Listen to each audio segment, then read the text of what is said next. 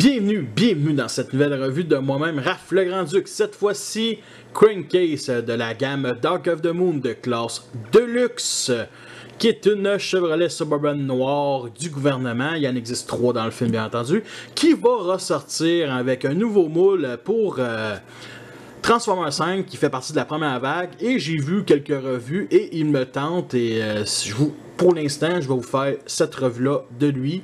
Je l'ai déjà faite sur ma chaîne. Elle date de 6 ans. Et le lien va être dans la description en dessous de la vidéo. Et je peux vous garantir qu'elle est vraiment moins professionnelle que celle-là que je suis en train de tourner. Il nous donne bien entendu les instructions avec l'image du jouet, c'est 5 ans et plus. Et il nous montre la difficulté de transformation qui est intermédiaire numéro 2, qui est moyen. Et il nous montre la transformation du mode alternatif au mode robot et du mode robot au mode alternatif avec bien entendu les gimmicks, la gimmick du MechTech. Pour ce qui est des détails, vous avez remarqué, il y a un symbole Decepticon sur le devant de la portière, il y en a aussi un de l'autre bord, c'est les seuls du jouet. Vous avez remarqué aussi que mon miroir a cassé, ce qui veut dire qu'il a survécu à une bataille qui était grande sûrement. Et sur les phares avant, c'est du plastique transparent avec bien entendu 2 petits ronds pour représenter les phares. Celui de gauche, je vais remarquer, est un peu, on va dire, magané. Il y a du vécu, on va dire, ce jouet-là. Symbole Chevrolet ici, sans couleur. Ça aurait été le fun de canaille. Les roues ici sont très bien sculptées. On entend le fameux bruit. C'est des grosses roues. Il n'y a pas de suspension, mais il y a une petite gimmick ici, comme ça, qui peut, mettons, penser que c'est de la suspension, ce qui est quand même cool, c'est une étape de transformation, bien entendu. Les phares rouges ici à l'arrière sont peints, comme ça, rien sur les plaques d'immatriculation. Au-dessus, on a bien entendu les lumières de police, on va dire rouge avec le transparent, sont très petits, je trouve, sûrement que dans le film ils sont pareils, c'est juste minuscule. J'aime pas le gris ici, sur le véhicule au-dessus. Celui-là passe bien, celui-là non. Au moins, cette petite partie-là qu'on voit que, vu d'en avant, on le voit pas. Fait que ça passe quand même. C'est juste que je trouve que ça gâche vraiment le look du véhicule. Tu sais, c'est vraiment noir, rouge. C'est rouge pour les lumières, tu sais. En tout cas, vu d'en dessous, le robot est pas vraiment bien caché. Vous avez remarqué ici les doigts d'orteil, les genres de griffes ici à l'arrière. Ça, c'est genre une partie des, on va dire, des talons, tout ça. C'est surtout ici, comme ça, là, c'est juste d'une laideur, comme j'imagine pas. Le torse du robot ici, avec bien entendu les bras qui sont bien cachés, qui sont repliés ici. On voit la tête qui sont repliées, puis on voit les mains ici. Je sais pas si vous avez remarqué, les mains qui sont ici, qui sont repliées aussi. Et il y a la fameuse, les 2 griffes en plastique souple, qui gâche un peu aussi le look vu d'entour. Le MechTech. On y sommes rendus au MechTech. C'est ça le MechTech. C'est une des armes les plus intéressantes, je dirais. C'est surtout parce qu'il est plus en hauteur puis il est fait moins en largeur. Puis on a du beau argenté ici sur le genre de griffe. Et il faut juste peser sur ce piton-là. Comme ça. Vous pouvez aussi dévisser pour enlever cette option-là. L'agrandir comme ça. Moi, je trouve pas si pire, ça fait un gun assez bien avec le canon ici, avec du brun ici, bon, c'est quand même correct. Et il existe 2 trous 5 mm ici pour mettre dessus, pour faire une genre de mode attaque. Vous connaissez dans le film les modes Steel First, c'est les Autobots qui les ont, mais donc les autres Decepticons ils n'en ont pas, à part dans le jeu vidéo bien entendu. Fait qu'on peut rajouter les griffes comme ça pour vraiment faire un mode attaque. Comme ça. Et j'ai des accessoires aussi. Fait qu'on va commencer par les mitraillettes de Leadfoot de Luxe Class Dark of the Moon. Ici comme ça. Qui vient les mettre. J'avais pensé prendre la même mitraillette, mais je trouve que n'importe quel véhicule avec cette mitraillette-là, c'est juste badass. Et il existe les C-joints. Les C-joints, pour ceux qui ne savent pas c'est quoi, c'est arrivé un peu dans la gamme des entre Transformers 2 et Transformers 3, c'est ça, ok, ce qui représente le marchepied du véhicule sur chacun des bords. Et le C-joint représente ça, les genres de petites pinces.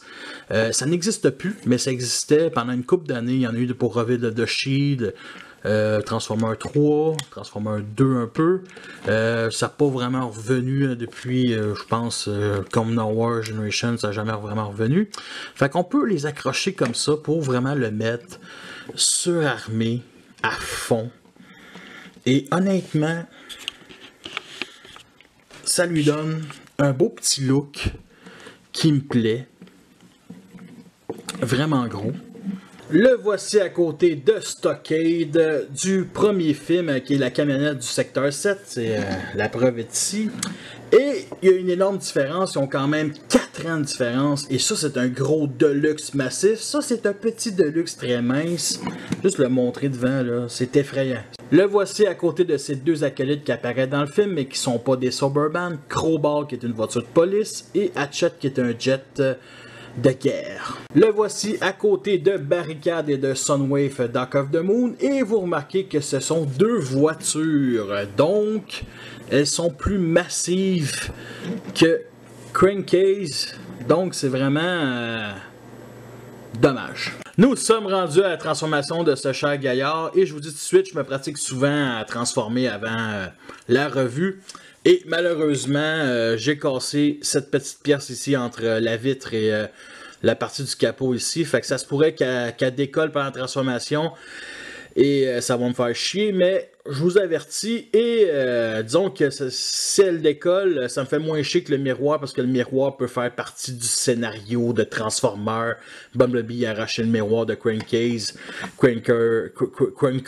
Crankcase part en croisade contre Bumblebee. Donc, que vous avez compris. Fait que on va commencer par déclipser ici le toit arrière comme ça et on va le mettre comme ça sur le toit avant.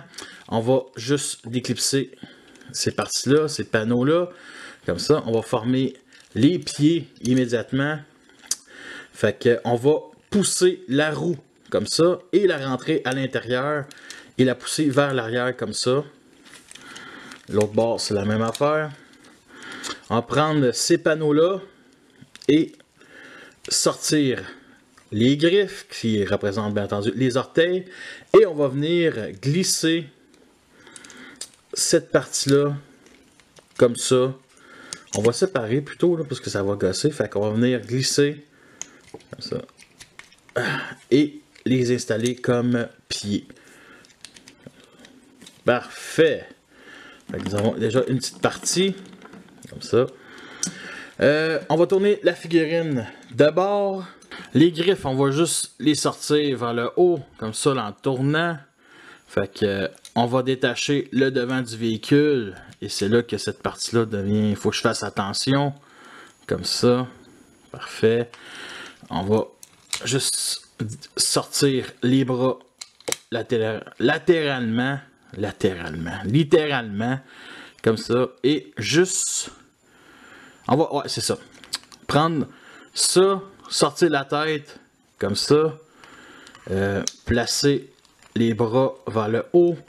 Et vous avez remarqué sûrement les petits pegs, les petits points ici, les petits picots.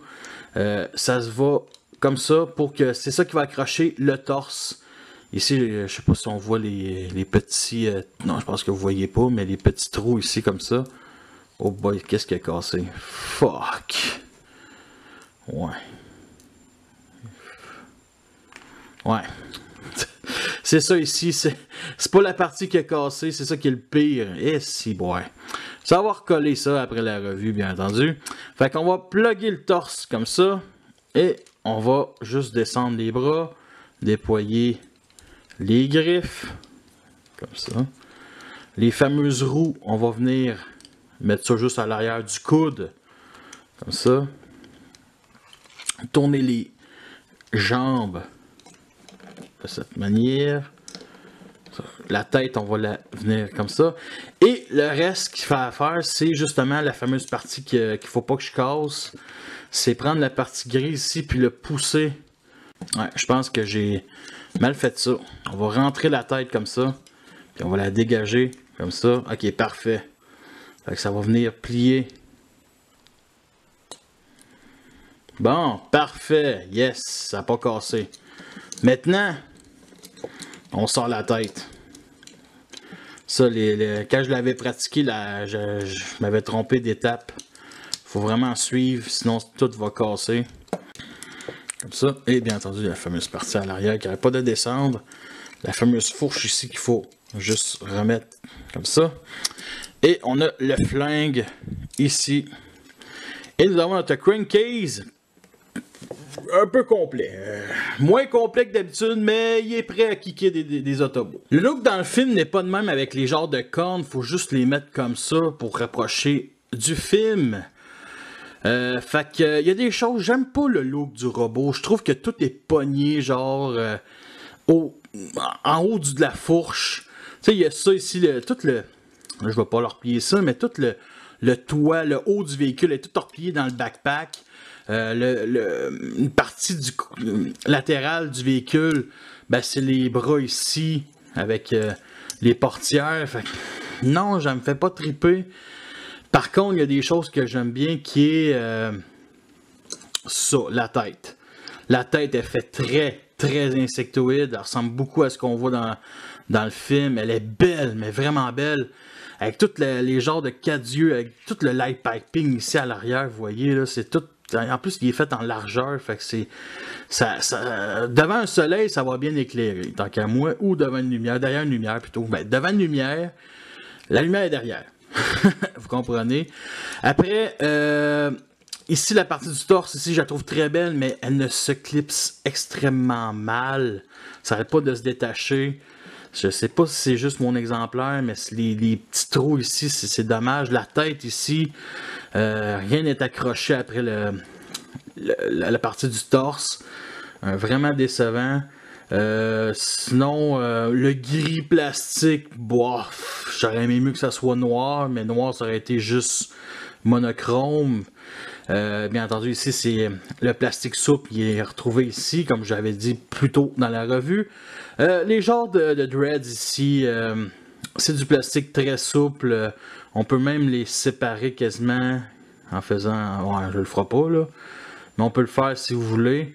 C'est aussi l'endroit qui est caché en mode alternatif, ça vient foutre du trouble. Le jouet, le look, là, t'avais pas besoin des dreads tant qu'à moi. Il est bien plus crédible sans les dreads. Moi, je le ferai pas parce que il est déjà assez magané de même. Mais tu sais, sérieusement, si j'en aurais acheté un deuxième, je les aurais enlevé les dreads puis je les aurais achetés aux poubelles solides. Là. Après ça, tout ce qui est. Il y a ça ici qui est souple, la main, avec le fameux doigt d'honneur que je crois en Europe, il a été coupé pour pas qu'un enfant européen se fasse crever l'œil par un de son autre frère.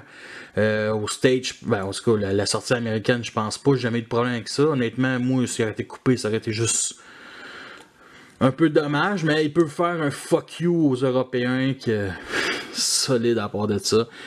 À part ça, on a un trou 5 mm ici pour ajouter un deuxième fusil, que ce soit MECTEC ou sans MECTEC. Ça lui va quand même assez bien. C'est sûr que ça aurait été le fun que ça soit un 5 mm ici, parce que c'est un 5 mm, mais ça n'accroche pas, c'est tout à fait compréhensible. Fait que c'est assez spécial de mettre le fusil juste au-dessus de la main. Fait que ben, ça fait spécial, ça paraît pas, là, mais ça l'est quand même un peu. Pour ce qui est des articulations, on a bien entendu ici la tête qui tourne, comme ça, qui n'est pas sur bas joint. On a cette partie-là ici qui peut lever comme ça. C'est une étape de transformation plutôt. Pivot ici, comme ça.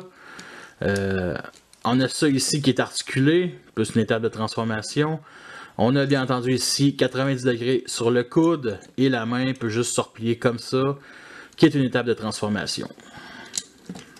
Pour ce qui est des jambes, la fourche, il y a ça ici sur un bas joint, pivot comme ça. Articulation ici à l'arrière, surtout une autre articulation à l'arrière comme ça. Ça c'est une étape de transformation. Et les pieds, ben on peut faire ce qu'on veut, vu que c'est une transformation, une étape de transformation, on peut les lever comme ça. Ben bon, tant qu'à moi, non. Côté posabilité, ça c'est encore un autre avantage, il y a des fucking gros talons ici. Donc ça tient assez bien, on peut vraiment y faire une pose d'attaque si possible. Puis avec le MECTEC ici, Si on peut accrocher le doigt là-dedans, là, juste pour tenir le MechTech. Ouais, c'est ridicule. Ouais. On peut continuer grâce au C-joint, mettre les armes comme ça. Et c'est comme ça que comme je l'ai fait avec les mitraillettes. Ça fit beaucoup moins en mode robot, mais c'est bon, c'est bien mieux en mode véhicule. Le voici avec les autres que je vous ai montré tout à l'heure. Il y a lui et lui que je compare avec lui. Nous sommes rendus à la fin de cette revue-là. J'espère que vous l'avez apprécié. Juste pour dire aussi que vous pouvez enlever les genres de pinces plastique soupe à l'arrière. Ça se fait très bien. Puis ça enlève pas grand-chose du look. Puis ça améliore l'undercarriage du mode alternatif. Je vous le recommande. Pas vraiment, parce que c'est un jouet qui est très décevant, c'est un jouet qui révolutionne rien. Il reste quand même très beau en mode alternatif, c'est son mode le plus réussi tant qu'à moi. Le mode robot ne ressemble pas à ça dans le film. Heureusement pour nous, il va y avoir une nouvelle version que j'ai vraiment hâte d'acheter, sérieusement. J'ai bien plus hâte d'acheter cette version-là que le Barricade. C'est assez surprenant. Puis, fait que c'est à peu près ça pour cette revue-là. Fait que sur ça, je vous laisse et à la prochaine.